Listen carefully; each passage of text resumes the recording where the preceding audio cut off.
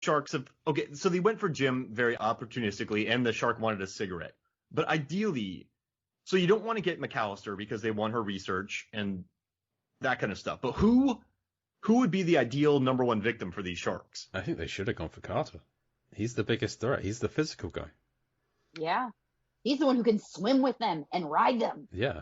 I mean, he's on a one-on-one fight is not going to go down in Carter's favor, but it's if in terms of escaping, like, he's the marksman. He's the one with most experience with the weapons. They should have gone for. They should have just left. They've taken out Carter and taken out Jim. That's the two biggest threats, I reckon. Yes, Carter's immediate reaction was the one that was the smartest out of all of them. His was to get the gun and kill the shark. Yeah, shoot her. Yeah. Shoot her. Clever girl, though. McAllister got to that red button first. Yeah. Carter should have just been like, "Oh man, that's terrible." Then he saunters over there, like whistling, and then he opens up the door and grabs the gun. "Oh no, this is just for precautions." But he makes a mistake. He elbows it, so he's really loud, and Susan hears the glass breaking. If he'd taken his time, that shark's not going anywhere. Susan's like dealing with Jim. "Susan, go get me some mints." And then she runs away. Then when you go get the gun. And Russell runs away, which we don't see where he's gone in the film, but in the commentary, Sam Jackson says he's gone to get the medical bag, which he does show up with right at the end. He just kind of slides into the scene. So if anyone's wondering where Sam Jackson went, he went to get the first aid kit. So that's good. And they have that really neat overhead shot to show the whole area. And I spiraling. also loved when after Jim gets his arm bit off, they go to the one shot you see, but they basically get the camera right on the ground and shoot it level. I don't know if you saw that shot. Yeah. Really cool shot that they got in there, just kind of on the ground with him to make it look. Oh, it makes it look much more visceral, and I really dig it. And then I also love that you can still see the arm in that thing's mouth. Yeah. Well, I was looking up, like, if the shark did it just because it was food, if it was hungry, like how much of that shark's daily calorie intake would that arm have been? And it's not a great deal. I mean, apparently sharks eat about 0.5 to 3% of their body weight a day. That's an active shark on an active day, and I think we can all agree that this is an active day for these sharks, given the overall plan. So I found out how much Stellan Skarsgård weighs. CelebrityBorn.com estimates him as about 176 pounds or 80 kilograms, and an arm is about 5.3% of a body weight, and the shark eats just over half of the arm. So it eats about 6 pounds, or just under 3 kilograms, which is about half of the 0.5%. You know what? That wouldn't even satisfy me for dinner, so... I think it would, Heather. I know you do a lot of exercise, but... I think eating over half of Stellan Skarsgård's arm, including the bones, I think that would be satisfying. Yeah, just eating an arm. But yeah, so apparently if the shark had eaten the other arm as well, or the rest of this one, that could have been it for its daily intake. If we assume that, based on its length and other mako sharks, it weighs about 2,000 pounds. It's the model of the shark that weighs 8,000 pounds. I think we learned in another. Like the mechanical shark is 8,000 pounds. The actual shark would be about 2,000, I think. So there's a deleted scene that I think you missed where they were bringing people in and dunking their arms in the water, and then the sharks were biting one arm, and then they flipped them over and bit the other arm, and then they just had them screaming. I don't know what happened to them after that. So this shark is already full of arms, is what we're saying. Yeah. Then this is just for sport. Of the human. Yes. It's its favorite part of the human. Like, do you like a chicken breast more, or perhaps a leg or a wing? A wingman, yeah. Yeah, this guy is clearly this is an arm shark. Yeah. An arm shark, yes. Yeah, it pretty much destroys everybody else. It just, the only thing it really significantly eats is his arm. And when it comes to the wing, the breast, or the thigh, the shark just eats the whole parrot. Yeah. Wait, but that shark knows I'm going to have a heck of a night because this is a prison escape film. I'm going to herd these people, so I need some food in me. I don't want too much food and I'll cramp. So I just want half an arm. Well, the previous day they all shared a tiger shark. So yeah, they're already doing all right there. If you think like a standard tiger shark is about 250 kilograms, it's about 635 kilograms. So if they had about a third each, that's plenty. That's enough for a day at least. So this is just a little killing fuel, a little extra. It's like a little Snickers bar before the kill. Yeah. Yeah, or like maybe with that cigarette too. It was a shark's form of Red Bull. It gave it a little. Woo! I'm awake now. It's a stimulant. Let's go. Yeah, I'm up. I can do this. Which of the three sharks do you think gets the grumpiest when it hasn't eaten? Which one's the hangriest shark? Yeah. Oh, I think it was definitely the one in the kitchen with Preacher. Yeah, that's why I went to the kitchen. It went to the kitchen. Like, you've got to be, for a shark this size, you've got to be pretty hungry to eat that tiny little bird. That's like me just eating a single chocolate button or something. That's just... My mind just blew up because Gen 1 shark is hurting. Then the Gen 2 shark is hurting everyone, the big one. It's the main player. That's this the one, other the Gen 1 shark goes into McAllister's office and waits so that it can get the research from the locker. Or it's confused and it's making friends with the model shark. We're not sure. Wait, it could have been very upset seeing its parts apart. Oh, yeah. That's what my brain looks like! And then the other shark just goes rogue because it's hungry and wants some cake. I smell Yeah, bird. It was the runt of the litter, and it didn't get much of the tiger shark from the day before. I smell parrot. I want parrot. Oh my god. And that's when the explosion happens, which actually works in their favor, I think, those sharks. That's good for them, that explosion. Yes, I think so. What the kitchen shark explosion. That'd be crazy if he actually cooked LL Cool J in that thing, and then later on they just show the shark eating it on like a table. With like knife and fork, napkin tucked into its gills. Smoking a cigarette. That's because clearly they enjoy cigarettes. Yes. It does a little cough, and you see a bird feather come out of its mouth. That's a good gag. The little research I did, apparently it wouldn't be that bad for a shark to eat one cigarette. That's okay. The fact that it's lit would be more of a problem, but it's fine. It's underwater. It's okay. If anyone's concerned about the shark eating a cigarette, it's okay. Now, I love that stat. I love that you looked that up. I tried. What about a cigar, like an Arnold Schwarzenegger cigar? That would be worse just because of volume. I think it's a pretty big shark. You really shouldn't inhale anyway. So I mean, you shouldn't smoke, really, should you? And the shark is engulfing it. PSA: don't smoke, children. Yep. Whether you're a shark or not, don't smoke. Yep. Now, the one thing I have is I love the production design in this movie, and I like the idea that Rennie Harlan it was a World War II place, so it looks old, but it's modern. But if that's a wet lab, okay, this is nitpicky, right? Very nitpicky. And Rennie Harlan complained about this on the commentary. But you would not want to have those slippery tiles in your wet lab. No, that was driving me crazy. Yep. Yes.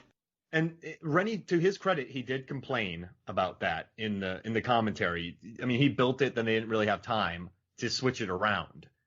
And they also put linoleum floors in other areas where people are slipping. But in a wet lab, you'd probably have some steel grates to not to like let the water go through. So you can't have carpet. Stupid. Sorry. I just had a carpet in there. Just oh man. Just have sheets of velvet on the floor. It's a sponge. The floor is made of sponge. You're not putting, engineered wood down. That'll buckle. You gotta have metal grates. All of Aquatica is made of balsa. All of the other deep sea movies of this nature have metal grates. Yeah, that's what it should be. Yes. It is pretty on point aside from that as far as its structure is considered. It should be like the Nostromo, shouldn't it? It should be like the alien ship. Yes. Just actual metallic on the inside. Another angry mama creature. Oh God, if this shark had acid blood, they'd all be screwed. They pretty much were without the acid blood. Yes, true. Who's slipping and sliding is better? Marv from Home Alone 2. Home Alone's good, but from Home Alone 2, when he's slipping on those, on that goo, on the ice steps. And then he slides on, and then he's in the basement and he slips and he's dancing, kind of trying to hold himself. Or Carter Blake, our homeboy, the bionic stud muffin, Carter Blake in this movie. Who's better at like falling and slipping? I think it has to be Carter Blake, specifically because you get the flame yellow hair that goes by, so it looks like it's a it's a rocket ship moving. I should have given his sweatsuit like a hot rod, like a little racing stripe. Yeah. So I gotta go with Marv just because his sliding is at least intentional. They say in the commentary that most of the times Carter falls over, he didn't mean to.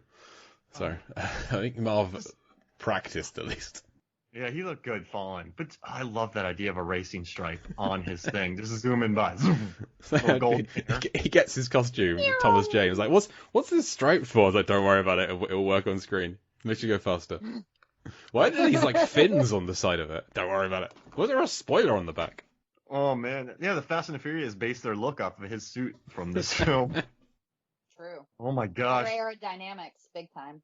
that's one of the funniest things we've heard on these 10 episodes. It's a hot rod.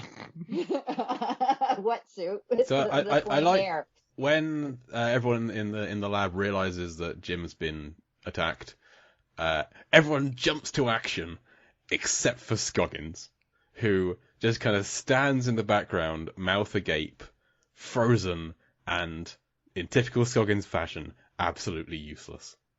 He's just you only see him in the background a couple of shots because he's doing nothing. He's just like, what?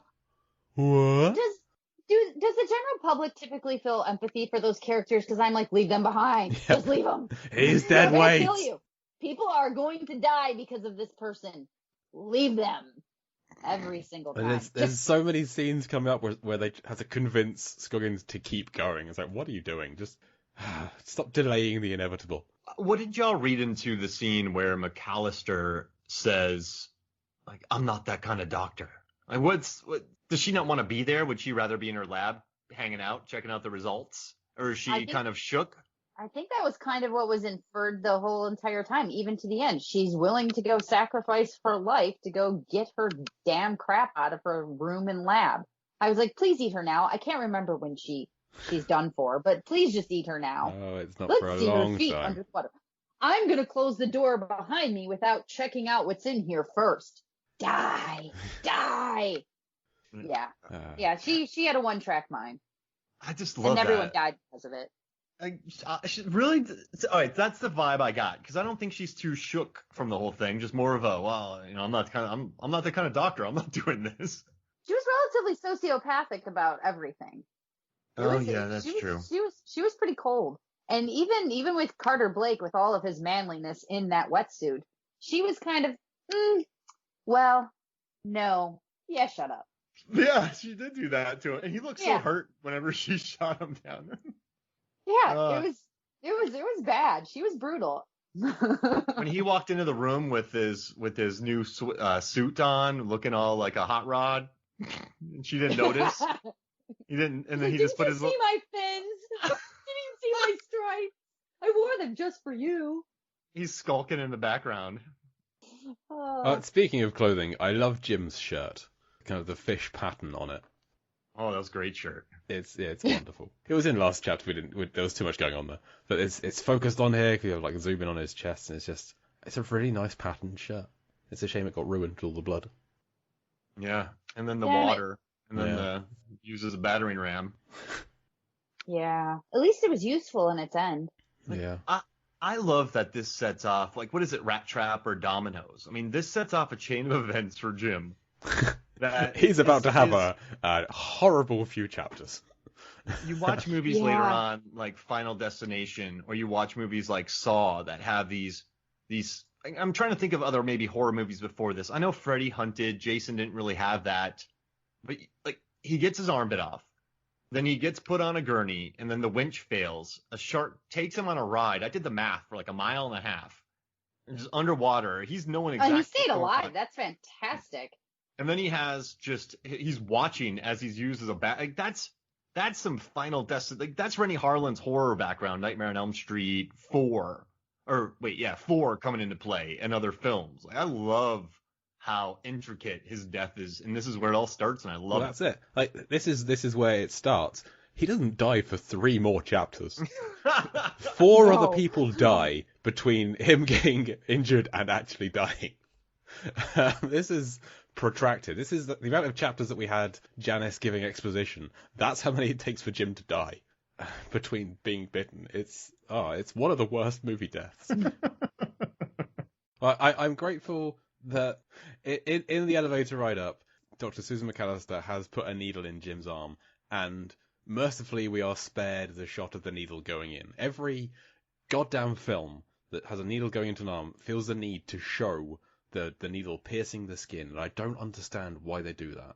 That's because it freaks people out. Do you know how many people do not like needles? Yeah, you're talking to one of them. Okay, Yeah, I have 3 children. Every single time they've gone in to get shots, the